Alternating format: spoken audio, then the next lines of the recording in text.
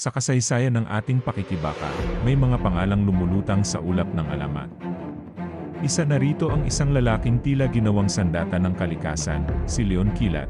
Ipinanganak bilang Pantaleon Villegas noong 27 ng Hulyo, 1873 sa Bacong, Negros Oriental. Lumaki siyang isang karaniwang binata, ngunit ang kanyang kapalaran ay hindi karaniwan.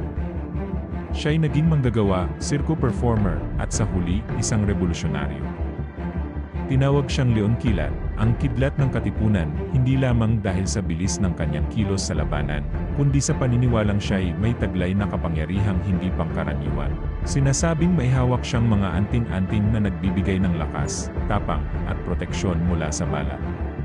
Isa sa mga ito ang tinatawag na vestidora, isang kasuotang may mga sagradong simbolo, dasal, at pangalan ng mga arkanghel.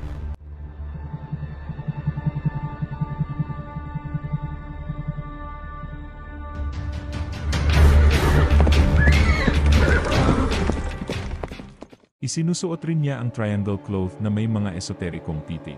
Sa loob ng sombrero niya ay nakatago ang Hostia Redentora, isang papel na may dasal, nilalagay sa bibig upang hindi mapagod at manatiling banal ang loob sa gitna ng digmaan. May mga kwento na siya'y hindi tinatablan ng bala, bigla na lang siyang nawawala sa gitna ng labanan.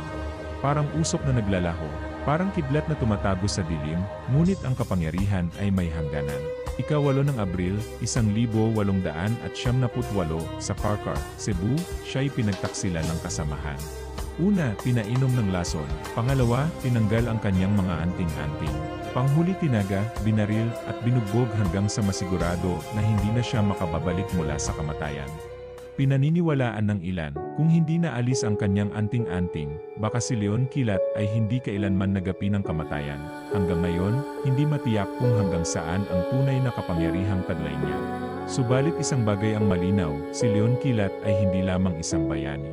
Siya ay isang nilalang na nababalot ng misteryo at kababalaghan.